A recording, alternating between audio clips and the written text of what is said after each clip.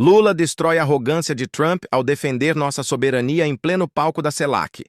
Queria dizer para vocês que eu fui até a Irã, junto com o presidente da Turquia, para convencer o governo do Irã de que ele não poderia enriquecer o urânio para fazer armas nucleares, e fui dizer para o Tera, para a autoridade do Irã, ao Khamenei e ao armadinhado de que a gente aceitaria que eles enriquecessem o urânio na proporção que o Brasil enriquece o urânio para o FIS Pacífico, para fins científicos. Fizemos esse acordo quando foi publicado, ao invés dos países europeus e dos Estados Unidos aceitar o acordo, eles aumentaram o bloqueio ao Irão.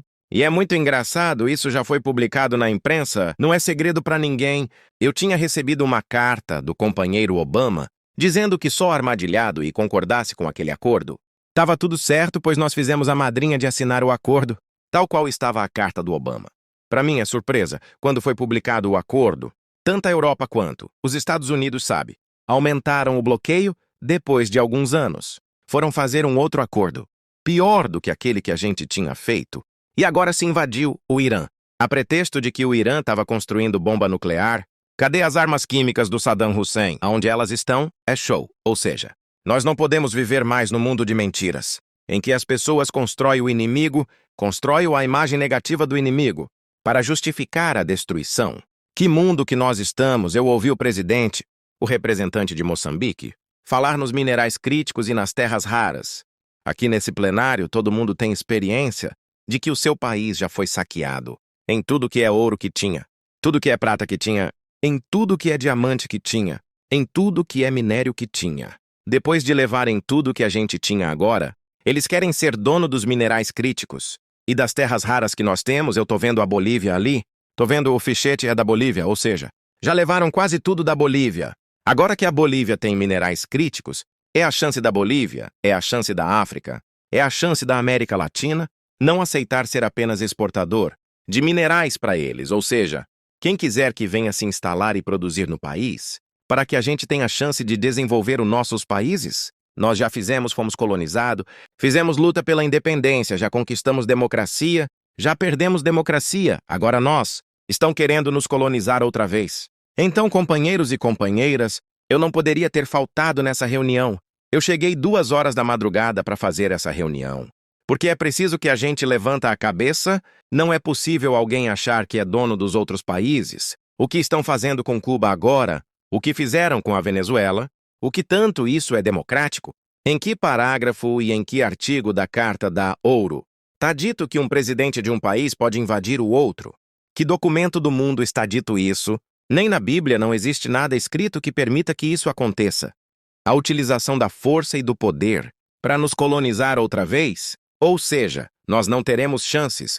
Agora que nós descobrimos que temos terras raras, que descobrimos que temos minerais críticos, agora que a gente pode aspirar e dar um salto de qualidade na produção de combustível alternativos, ou seja, é preciso que a gente possa gritar alto e bom som para não permitir que, aconteça em outros países o que já aconteceu em Gaza recentemente, ou seja, eu não esqueço nunca, minhas amigas, que em dezembro de 2002, eu já tinha sido eleito presidente da República do Brasil e o presidente Bush me convidou para ir a Washington para conversar com ele. Eu não tinha assumido a presidência ainda e ele queria que eu fosse participar da guerra do Iraque. Eu disse para ele, mas presidente, eu não conheço o Saddam Hussein.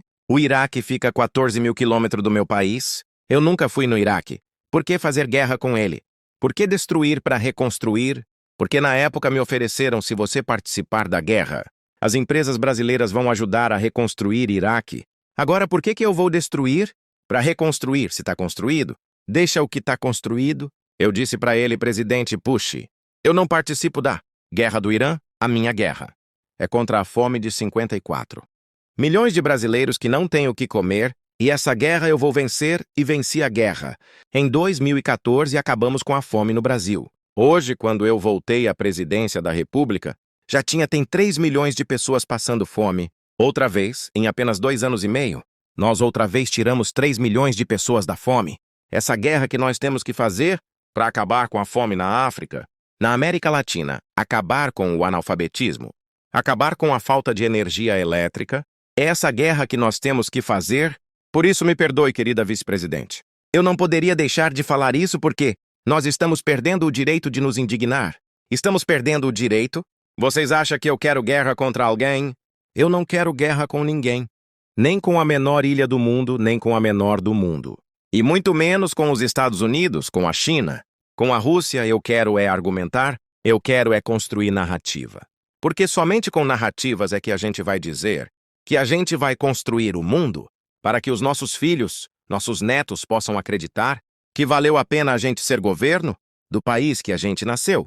Que eu estou extremamente preocupado com o que está acontecendo. No mundo de hoje é importante que a gente não esqueça nunca que o mundo de hoje está vivendo a maior concentração de conflitos desde a Segunda Guerra Mundial.